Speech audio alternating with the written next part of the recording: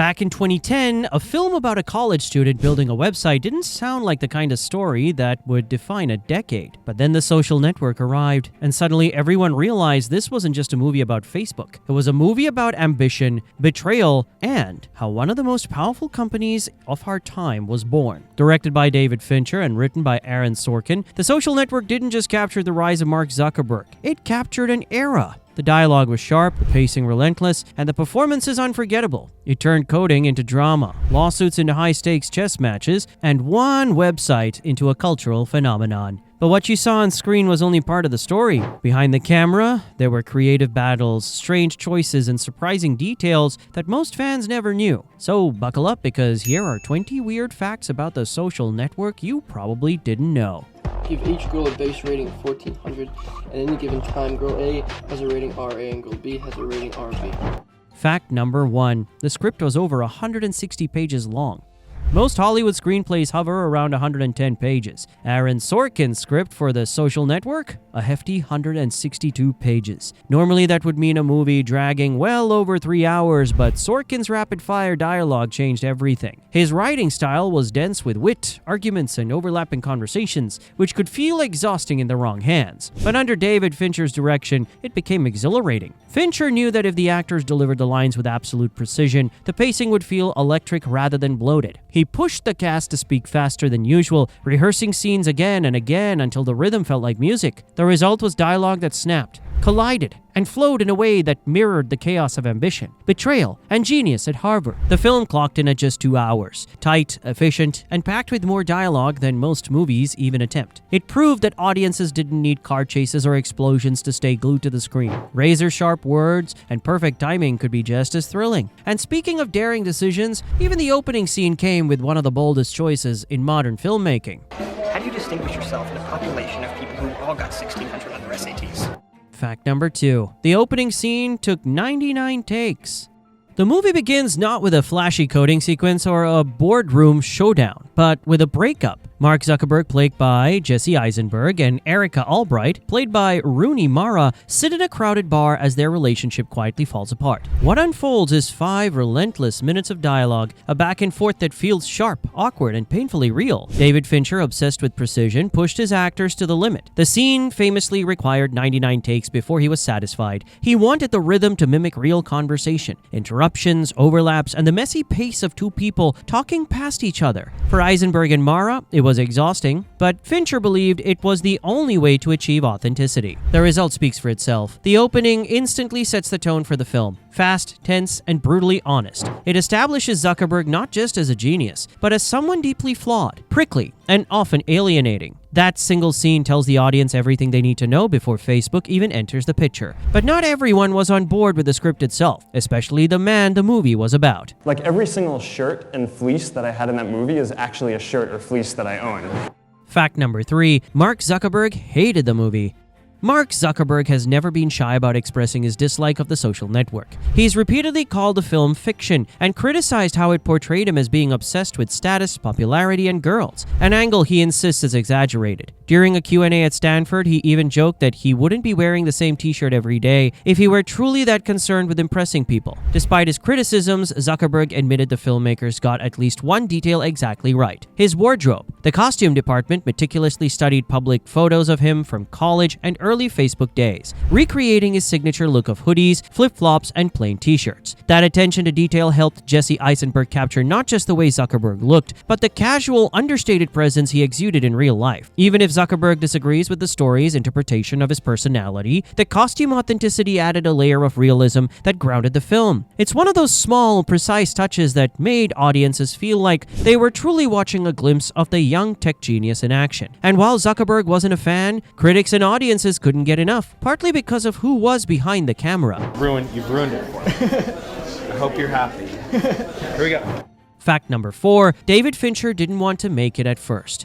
When David Fincher was first offered The Social Network, he was skeptical. A movie about Facebook, he thought, sounded dull and uncinematic. He even told producer Scott Rudin, "I don't want to make a movie about friends," signaling his concern that the story wouldn't hold dramatic weight. But everything changed once he read Aaron Sorkin's script. Fincher quickly realized the film wasn't really about Facebook at all. It was about power, ambition, betrayal, and obsession. Those themes had always fascinated him, and suddenly the story felt like a modern-day Citizen Kane, with Zuckerberg as a complex figure driven by ego and genius. Fincher saw the potential for sharp dialogue, tense relationships, and moral ambiguity, the kind of cinematic storytelling he loved. What might have seemed like a tech startup drama in lesser hands became an intense, character-driven thriller that explored human flaws behind the creation of one of the most influential platforms in history. And Fincher wasn't the only one who almost said no. Casting the right Mark Zuckerberg was just as tricky. We don't know what it can be. We don't know what it will be. We know that it is cool.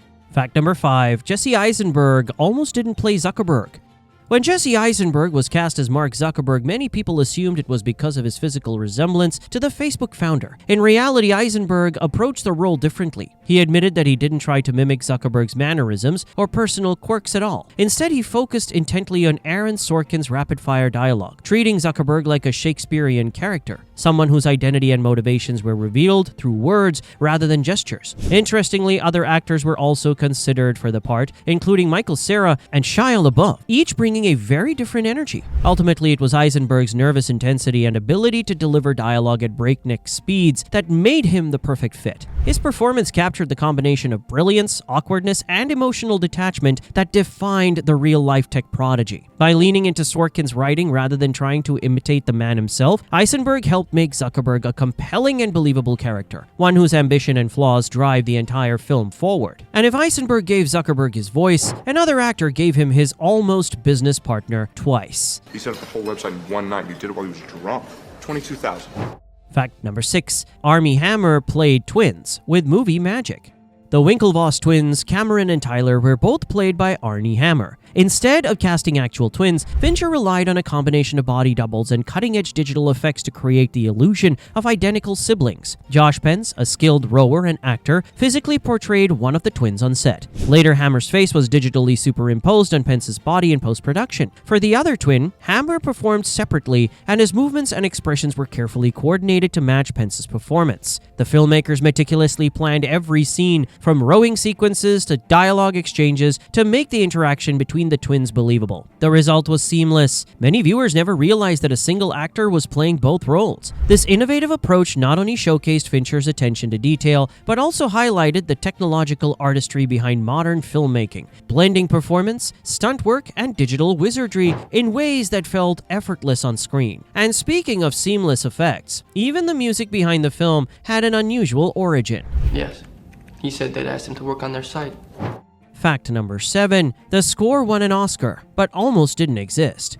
The haunting, pulsating electronic score for The Social Network was composed by Trent Reznor of 9 Inch Nails and Atticus Ross. Initially, Reznor wasn't interested in the project. He thought a movie about Facebook sounded trivial and unlikely to inspire the kind of music he wanted to create. However, after reading Aaron Sorkin's sharp, intense script and meeting David Fincher, Reznor's perspective changed. He realized the story wasn't about a social media platform. It was about ambition, betrayal, and the dark side of genius. Partnering with Ross, he crafted a moody, atmospheric soundtrack that perfectly matched the film's tension and emotional undercurrents. The score became iconic, elevating the movie beyond a tech drama into something darker and more epic. It won the Academy Award for Best Original Score and set a new standard for modern electronic film music, influencing countless films and demonstrating how sound can deepen storytelling in subtle yet powerful ways. And while the music made history, so did the film's shooting style. Be able to do Saturday as I have to meet up with my parents. Fact number 8. It was shot almost entirely at night. To capture the moody, cerebral tone of The Social Network, David Fincher deliberately shot most of the film in dimly lit interiors and nighttime exteriors. The shadows, muted colors, and careful framing created a world that felt claustrophobic, as if the characters were trapped by their own obsessions, ambitions, and social maneuverings. Every room and office seemed to press in on them, enhancing the tension and psychological intensity of the story. Even the film's famous rowing scene, which took place outdoors in broad daylight, was digitally adjusted in post-production to appear colder and more sterile. The The blue-tinged color grading emphasized the contrast between the privileged, controlled world of the Winklevoss twins and Zuckerberg's scrappy, chaotic environment. These meticulous choices in lighting and tone reinforced the film's themes of isolation, rivalry, and ambition, making The Social Network visually distinctive. It wasn't just a story about the creation of Facebook. It was a carefully constructed cinematic universe that mirrored the emotional and moral complexity of its characters. And if the visuals looked flawless, the editing process was even more intense. It'll be embarrassing. Tell him they're not gonna card us. Fact number 9. Fincher edited out breathing sounds. David Fincher is notorious for his obsession with perfection, and The Social Network was no exception. One of his most meticulous instructions involved the film's sound design. He had the sound team digitally remove all breathing sounds between lines of dialogue. Every inhale and exhale was erased, leaving conversations that felt incredibly clean and controlled. Why go to such lengths? Fincher wanted the dialogue to feel razor-sharp and relentless, like a series of intense chess matches with no pauses for reflection. Every line hit with maximum impact, and the pacing created a tense, almost hypnotic rhythm that mirrored the mental agility of the characters. The result was dialogue that felt unnaturally precise, but in the best way possible. It added to the film's cerebral atmosphere, making every conversation crackle with tension and keeping audiences on edge. Fincher's exacting methods reinforced the cold, calculated world of ambition, betrayal, and genius that defines the movie. And while Fincher was obsessed over sound, Aaron Sorkin was obsessed over something else entirely. Included 19 Nobel laureates, 15 Pulitzer Prize winners. Fact number 10. Aaron Sorkin wrote the script in a bar. Aaron Sorkin admitted that he wrote much of The Social Network screenplay in a bar, perched with his laptop and drink as people moved and chatted around him. He found that the constant hum of activity matched the rapid, overlapping energy of the dialogue he was crafting. The bustling environment inspired the rhythm, tension, and quick wit that would define the film's iconic conversations. Interestingly, the movie's opening bar scene mirrors exactly the setting where Sorkin began writing. The dialogue, full of interruptions, barbs, and overlapping lines, reflects the chaotic yet focused atmosphere he experienced firsthand. In a scene, life directly influenced art, giving the scene an authenticity that resonates with viewers. This connection between real-life inspiration and cinematic execution highlights Sorkin's unique approach to writing. He doesn't just invent dialogue in isolation. He absorbs energy from the world around him, channeling it into storytelling that feels alive, immediate, and compelling. But while Sorkin found inspiration in bars, the actors found themselves buried in Fincher's notorious demands. He thought that he needed to rehabilitate his image after FaceMed. Fact number 11. Andrew Garfield's audition made Sorkin cry. Andrew Garfield, cast as Eduardo Saverin, impressed everyone with the depth and vulnerability he brought to his audition. So powerful was his performance that Aaron Sorkin later admitted he actually cried during it. Garfield's ability to convey quiet hurt, frustration, and loyalty made the character feel painfully real from the very beginning. One of the film's most memorable moments, the final confrontation, where Eduardo smashes Zuckerberg's laptop, showcases that raw emotion. Garfield's performance captures not just anger, but the heartbreak of betrayal, jealousy, and the dissolution of a once close friendship. It's a scene that resonates deeply because it's about more than money or business. It's about trust, loyalty, and the cost of ambition. Sorkin has said that Garfield perfectly embodied the emotional core of the story. The heartbreak of losing a friend while watching a world you helped build slip away. That tension between personal loyalty and professional ambition gives the film its soul, making Eduardo's heartbreak feel universal, timeless, and unforgettable. And speaking of heartbreak, some casting choices broke with tradition in surprising ways. So you flew all the way out here to see that? Wouldn't have missed it, brother. How's royalty? Fact number 12. Justin Timberlake was cast for his fame on purpose. Justin Timberlake played Sean Parker, the flashy and charismatic co-founder of Napster, a character meant to embody the rock star energy of the tech world. When the casting was announced, some critics dismissed it as stunt casting, assuming Timberlake's pop star fame was the only reason he landed the role. David Fincher, however, insisted that casting Timberlake was intentional. Parker wasn't meant to be a subtle or understated character. He was larger than life, magnetic, and a bit reckless. By casting an actual pop star, Fincher added authenticity to the character's charisma and charm. Timberlake's natural confidence and stage presence translated seamlessly into Parker's world of fast cars, money, and influence. The gamble paid off. Timberlake delivered a performance that was both slick and nuanced, holding his own alongside established actors like Jesse Eisenberg and Andrew Garfield. His portrayal captured the intoxicating mix of brilliance, danger, and showmanship that defined Parker, making the character one of the film's most memorable and dynamic figures. And while Timberlake brought charisma, Fincher's directing style brought something else: exhaustion. No, back. I mean, that's back at the bar with Erica Albright. She said all that? Mark, that I said that stuff to her. Fact number 13, some scenes took over 70 takes. It wasn't just the opening scene that demanded endless retakes. Throughout the shoot, Fincher made actors repeat scenes dozens of times until he got exactly what he wanted. The famous deposition room scenes, many took over 50 takes. Eisenberg admitted it was grueling, but said the repetition made the dialogue flow more naturally, almost like muscle memory. And speaking of depositions, the film used them in a unique way. I can't stare at that loop of Niagara Falls, which has absolutely nothing to do with the Caribbean. Fact number 14, the movie was structured like Rashomon.